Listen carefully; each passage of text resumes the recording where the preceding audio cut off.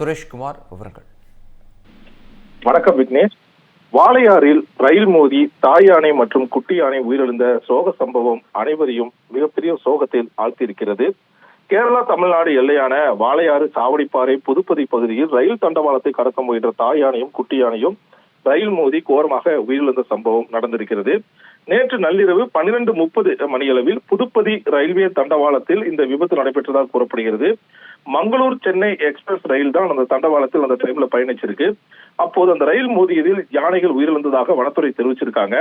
சாவடிப்பாறை குடியிருப்பு பகுதியில் இருந்து வனப்பகுதிக்கு திரும்பிய தாய் யானையும் குட்டி யானையும் ரயில் தண்டவாளத்தை கடக்கும் போது இந்த விபத்து ஏற்பட்டிருக்கிறது.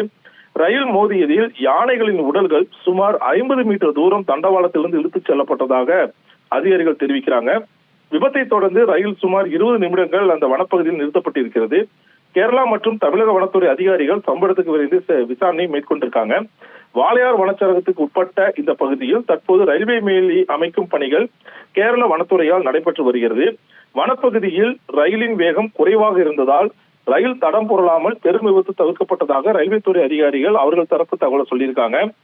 வனச்சரகர் RS பிரவீன் தலைமையிலான வனத்துறை அதிகாரிகள் சம்பவத்தில் விசாரணை மேற்கொண்டிருக்காங்க. சில மாதங்களுக்கு முன்பு வாளையார் மான் பூங்கா பின்புற பகுதியில் ரயில் மோதி யானை ஒன்று உயிரிழந்து குறிப்பிடத்தக்கது. தமிழக வனத்துறை எல்லையை பொறுத்தளவுக்கு அங்கிருந்து கிட்டத்தட்ட ஒரு 1/2 கிலோமீட்டர் தூரத்தில் தான் அந்த விபத்து நடந்திருக்கிறது. தமிழக வனத்துறை எல்லைக்குட்பட்ட பகுதிகளில் வாளையார் தண்டவாள பகுதிகளில் AI தெர்மல் கேமரா பயன்படுத்தப்பட்டு வருகிறது.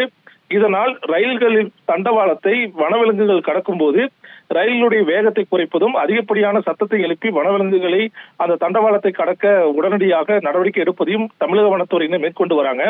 அதனால மதுக்கரை மற்றும் வாளையார் இடையிலான தண்டவாள பகுதிகளில் பெரும் விபத்துகள் தவிர்க்கப்பட்டு வருகிறது. ஆனால் கேரள வனத்துறையில் இது போன்ற எந்த ஒரு சிஸ்டமும் இல்லை. அதனாலதான் இந்த விபத்து நடந்திருப்பதாக தெரிவிக்கிறாங்க. கேரளாவிலும் தமிழக வனத்துறையினுடைய திட்டத்தை ஃபாலோ பண்ணி இந்த ரயில்வே டிராக்ல இது போல AI தெர்மல் கேமராவை பயன்படுத்தினா இது போன்ற வனவிலங்குகளின் ஒரு விபத்துகளை தடுத்து உயிரிழப்புகளை தவிர்க்க முடியும் என வன ஆர்வலர்கள் தெரிவிச்சிருக்காங்க. விக்னேஷ்,